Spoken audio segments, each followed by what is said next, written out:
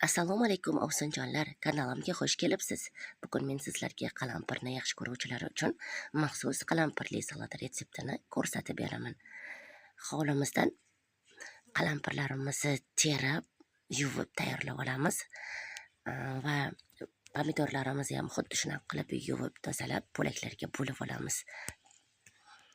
Salat uchun hamma mahsulotlarimiz tayyor. Mana keyingi jarayonga o'tamiz. Keyingi jarayonimiz to'g'ralgan pomidorimizni kattaroq qozonimizga yoki kastrolkamizga solib, ustidan 3 qoshiq tuz solamiz. Tuzni normasini o'zingizlar belgilaysizlar, hurmatli ovsinjonlar. Pomidorimizni suvi chiqquncha qaynatib olamiz. Mana pomidorlarimizni suvlari chiqdi.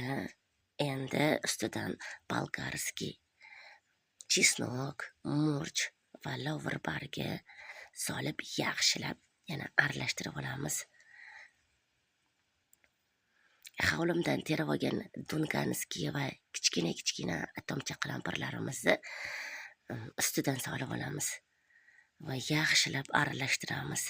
Hurmatli ovsinjonlar, dugonalar, aybga burmaysizlar. Tomog'im og'rigani uchun ovozim biroz daxalroq chiqyapti.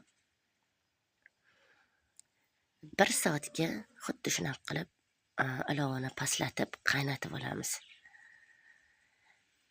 Bonkamizni qopqoqlarini idishchamizga solib, ustidan qaynagan suv qo'yib, steril qilib olamiz.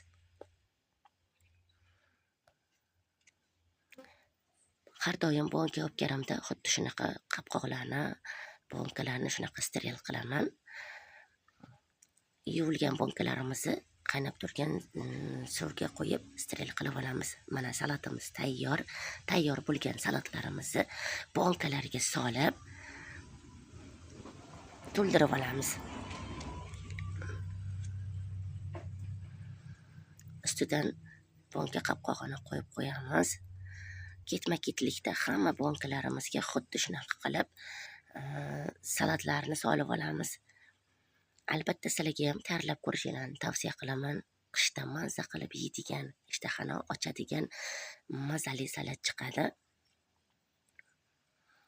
Bonkalarimizni salatlarga to'ldirib bo'lgach, bonka yopgich bilan steril qilib yopib olamiz. Hurmatli bekajonlar, bu retsept sizlarga yoqqan bo'lsa juda ham xursandman. Kanalimda yangi bo'lsangiz, like bosib obuna bo'lishni unutmang. Savollaringiz bo'lsa, bemalol kommentariyada qoldirishingiz mumkin. Men sizlarga javob berishdan juda xursand bo'laman. Mana hech narsasi ezilmasdan chiroyli salat chiqdi. Keyingi videolarda ko'rishguncha